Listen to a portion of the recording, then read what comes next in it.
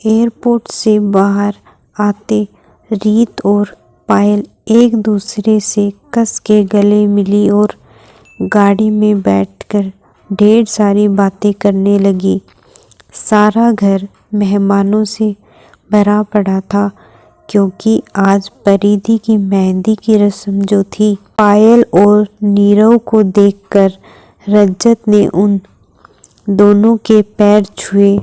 परी ने नीरव को नमस्ते करी पर पायल से बात नहीं करी। तभी रीत ने कहा, तेरी बेटी तुझसे नाराज है, मना ले। पायल ने परी का हाथ पकड़कर पास बैठाया और पूछा, मेरी बेटी मुझसे नाराज क्यों है?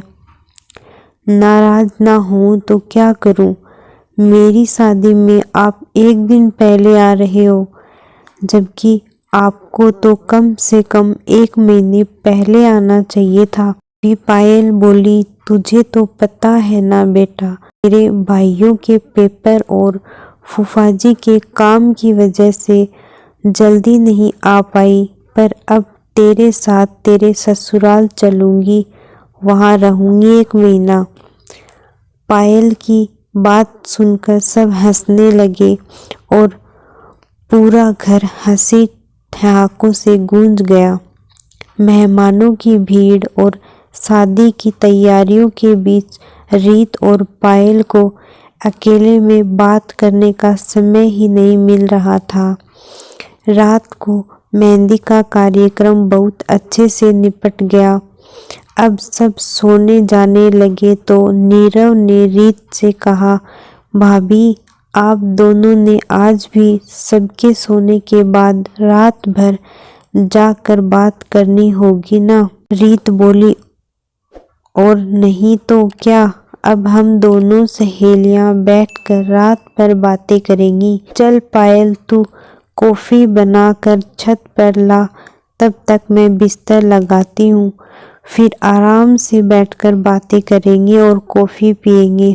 तभी परी एक ट्रे में 2 कॉफी लाई और रीत को देते हुए बोली, यह लो माँ, आप दोनों की कॉफी, आप लोग जागिए और आराम से बातें करिए।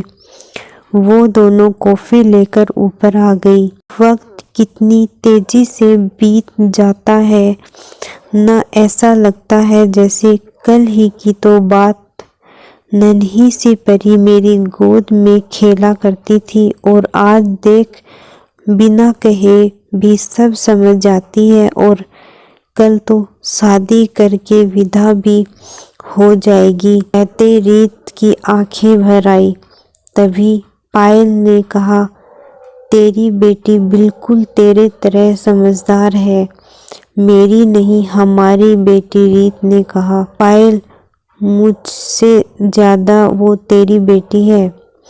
रीत, हाँ, यह सच है कि वो मेरी बेटी है, पर एक सच यह भी है, तूने उसे जन्म दिया है और कल तू और नीरव जी ही परी का कन्यादान करना।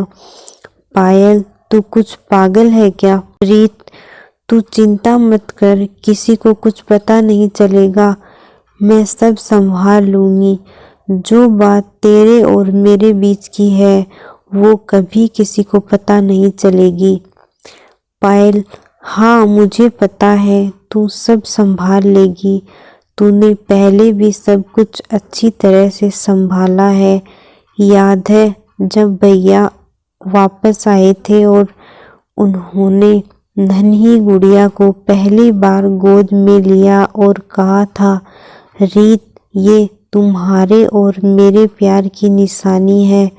रीत और धीरज की रिद्धि, तो तूने कहा था कि और मेरे प्यार की निशानी अगर इस दुनिया में है तो सिर्फ पायल की वजह से, वरना उस एक्सीडेंट के बाद तो मुझे लगा था कि मैं और हमारा बच्चा अब नहीं बचेंगे। अगर यह हिम्मत और समझदारी ना दिखाती और मुझे उसी वक्त अस्पताल ना लेकर आती तो ना जाने क्या होता।